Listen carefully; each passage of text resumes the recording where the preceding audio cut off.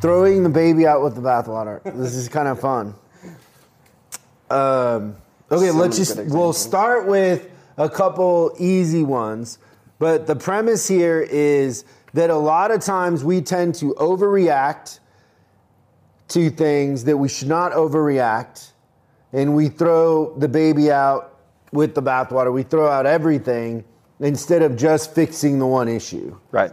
Or not giving up on it or whatever it is. Completely dump the whole project, right? So a couple that I've seen a lot is places that don't take checks anymore because somebody bounced a check. Yeah, that's horrible, isn't it? So, even with big fleet customers or whatever, that's always really funny to me. Yeah, especially too, like with Check-O-Matic and stuff like that. There's so many ways to try to protect yourself, but like if you get 1 out of 500 bounce checks, I'd be surprised. Like it's not very common, but man, talk about making it harder to do business with you. That's a little bit of a trick when you say you can pay. No, you can't do that. No checks from the business. It's a little bit of a nightmare. And then Amex. Yeah, Amex Discover. I remember people dumping Discover because they had an issue with Discover before too. So the thing with Amex, whenever I would go in to fix a service department, especially in like a Mercedes, Rover, BMW, like a higher end service department, the advisors would always say like, it's a huge complaint that we don't take Amex and our customers hate it. And I always just raise the price. Yeah, because I think that's one of the things that's a detractor on Amex is that the fees are higher. Yes, but do customers come in and ask the labor? Like most customers don't even know. They're buying tires, they're buying a water pump, they're buying a service, whatever it is. But I can make more money by just raising the price and absorbing the Amex into it and letting the consumer pay for it, right? Makes sense to me. It's an easy fix, but it always seems like you're losing that brand recognition too also, right? Because people that have their Amex Black card, they want to be acknowledged for that and they don't get to show off by throwing it out there. And, right. All my friends that have Amex Black cards, they can't wait to pull it out. I'll take care of this. Yeah, I got it. Here's my Black card. And they show it to you for like 2 minutes before they actually hand it off. It's sitting there on the table forever. Oh, is that mine? It's funny. Okay, you had one software upgrade? Yeah, so it was actually a little bit of a continuation of what you were talking about. So a really good example of throwing the baby out with the bathwater would be that we have all these beautiful software upgrades that customers can come in. We do software upgrades, and on one car, we have an issue with the ECM. And then we're like, nope, we're not doing software upgrades anymore. We can't do it. We can't afford it. Like, that's throwing the baby out with the bathwater is completely throwing away a revenue stream because of one bad issue. Yeah. Then a big one that I've seen a lot is accessory sales. So we'll accessorize something, like we'll put wheels and tires on something, or we'll modify something, and then either especially in a car dealership, we'll sell it without accounting for it right, or the customer wants to buy it, but they don't want the wheels, and you don't have a tech there on Sunday to take them off, or whatever it is, and instead of just writing a WEO for it to be done on Monday, you just, no, we don't want that. No, thank you. Meanwhile, in most markets, if you sit in the service drive and just look at the cars coming in, probably half of them have some sort of upgraded wheels or something to personalize. Yeah, they're modifying the cars. Whether the dealership chooses to participate in it or not, they're doing it because it's an identity of themselves and everything like that, especially some of the brands that you mentioned, like BMWs. People love to personalize those. And then Jeeps. I think Jeep is probably one of the more personalized brands out there. Like, people are doing really cool stuff to Jeeps. And the dealers just are kind of, they're not taking part in it. Like, it just doesn't make sense to me. They'd rather they go to an independent and get a lift kit or whatever. Yeah. And again, it's probably just because of one car that had some sort of warranty issue because there was aftermarket parts on it and they didn't want to deal with the hassle, so they just got rid of it. Yeah, that's the other thing that's easy to fix is have them sign a release for the warranty. Yeah, as long as the customers know. I think that's the big thing. And don't kid yourself. A lot of the customers know if they modify their car, there could be concerns about warranty later on down the road. Like, they're not idiots. I remember when I worked as a service manager in a Chrysler store, like, people would come in all the time, like, with the lifted Jeeps. And what do they do with their Jeeps on the weekend?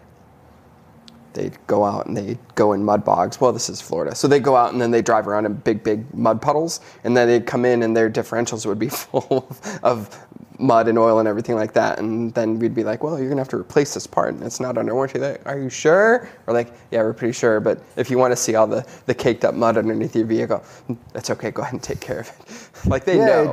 They're aware. They're customers that do those sort of things, like to their Jeeps and modify them, are more loyal, and you're in their club. And so by not doing it and them taking it to the local independent that does the lift kits, you're kind of like saying, we don't care about you. Yeah, but they embrace you as part of the club. They do a way better job of making it a tribe. Because it's a lifestyle. It's totally a lifestyle. Then extended warranties. That's throwing the baby out with the bathwater. Yeah. I love it. So what we're talking about there is that you have an extended warranty come in and there's a problem with collecting payment or authorization or something like that, and then you just go ahead and make the decision. We don't take any aftermarket extended warranties. That's another thing too, where I've seen dealers where they will not take extended warranties that send a check as opposed to doing a credit card payment. Like, they completely do away with that revenue stream too. Like, they're just making it harder to get money is what they're doing in those cases. In my experience, so I've never ran into, but maybe you have, I've never ran into an extended warranty that didn't do a credit card anymore. So most of the time when that rule's in place, I just say no car leaves until we're paid. Yeah.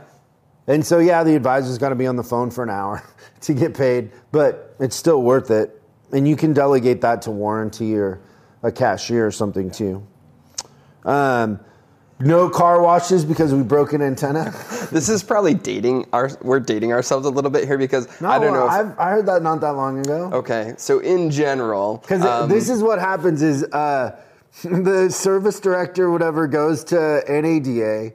They get sold a car wash by a bunch of buffoons at the NADA. They buy the car wash and then it breaks a couple antennas, and then they're like, "We're not washing cars anymore." Yeah. Most of the time, those car wash salespeople, like, I don't know, it's always better to wash them by hand. It's more efficient. Oh, for sure, and it looks a lot better and everything like that, too. It's also a really nice differentiator. It's not enough, I don't think, always that the dealerships wash the cars, but when you're saying that you're hand washing cars, that just says I care. So I'm a big fan of that. But yeah, it's the antenna, it's the one scratch that the car wash does. Like, that's what makes people not wash cars. Another thing that I think that I've noticed, and maybe you've seen this too with our clients that are in cold weather states, is that, like, they start out with the car wash, they won't wash it below 20 degrees. And then something happens, and then it's 30 degrees. Then they don't wash cars anymore. Right, and it's like, it's got to be between 70 and 74 degrees in order for them to use the car wash. Which it never is in Illinois, right? Except for 2 months a year. Right. July 18th through the 23rd. Another one that's funny is when they drop off with the shuttle. So a service department will drop customers off, but they don't pick them up. It's kind of like, we care half about this. We're kind of half into, but beyond that, it's your problem. Like, go around the office and beg somebody to drive you to pick up your car. Help me, please. I can't. Because one time a shuttle driver got stuck in traffic at 4 or something and was late picking up the customer. Yeah, we can't have that. Let's just do away with it. We'll get you out of here, but we're not bringing you back. And then valet too, right? Yeah, so the valet thing, I've seen people completely go away from the whole valet system because they'll have one valet pickup that doesn't go right, like where the customer doesn't meet them or whether they don't get there on time because of traffic or whatever, and they'll be like, we're not doing valets anymore, we had this angry customer. Like, they get to the GM or whatever and complain about the valet service, and then they come down with the hammer and be like, we're not doing it anymore. Like, I know there's some we're missing on our list, so do us a favor, just because Christian and I like to laugh at this sort of thing. Post in comments a situation where either you're guilty of or you've worked in a department where they threw the baby out with the bathwater. I want to. It was fun compiling that list. Yeah. So I was like, we got to go take that trip down memory lane. Exactly right. But post it in comments. We'd love, and if you post a good one, we'll send you some Service Drive Revolution swag. Oh, I've got a question for you. What do you get when you cross a refrigerator and a stereo? What do you get when you cross a refrigerator and a stereo? I don't think I know. Drawing a blank. Eventually you're going to get one of these right. Cool music. The refrigerator cools the music. Yeah. You didn't laugh. It's a little bit of a letdown. Thanks so much for watching this clip of Service Driving Revolution. We're uploading new stuff every day, so make sure you subscribe and click the bell icon so you don't miss out. If you have a question you'd like us to answer on the show, call 8333-ASK-SDR and we'll answer your question on the show. That's 8333-ASK-SDR. For special deals on our books and training, head over to offers.chriscollinsinc.com. Now that's offers.chriscollinsinc.com. I'm Chris Collins, and I'll see you in the next video.